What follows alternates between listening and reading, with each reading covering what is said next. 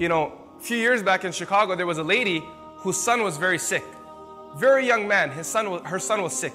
And his situation was such that he was on life support and they were going to take him off the life support. And she said to me, I want you to be there when my son passes away. So I said to the lady, I'll come. I remember I came to the hospital, she was standing next to the son's bed. He was maybe in his mid-teens. And her husband was sitting next to me, he was on a wheelchair. And she told the doctor, go ahead, take him off the life support, and they moved the machinery from him. And he was lying there, and Allahu Akbar, seeing a mother holding her child's hand as her child was dying was something too hard to see with your eyes. It was just too hard. But I was sitting there watching because she asked me for support. But it was so difficult for me to sit there that I started looking down and tears started flowing from my eyes. And this lady was holding her son's hand and just biting her lip and just saying to her son, she kept saying in a soft tone, everything will be okay, everything will be okay. And she knows that his pulse is cutting down. She can feel it. She's holding his hand. And then she says to the doctor, when the final moments come, let me know. The doctor said to her, these are the final moments now. So Allahu Akbar, this lady, she leaned forward and she kissed her child and she stopped right there. And she just stayed in that moment, that position there. She was just kissing her child until the child passed away.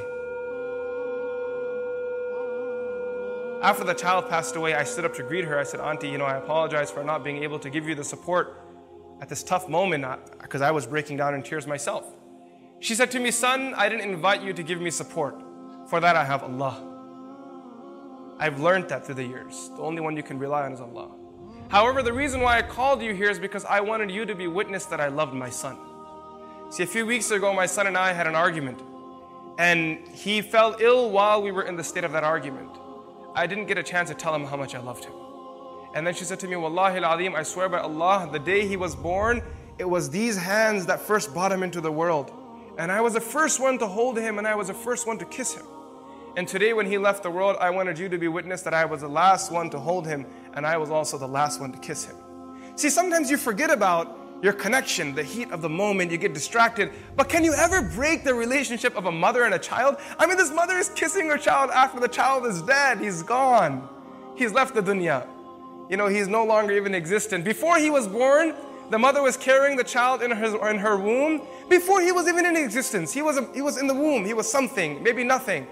And the mother is still holding that stomach and she's talking to the baby, she's smiling at the baby, she's already planning her dreams with the baby. Likewise, as much as your mother loves you, Allah subhanahu wa ta'ala loves you 99 folds more than that. No matter how much your mother loves you, and there are mothers sitting here and they can't even express their love for their kids.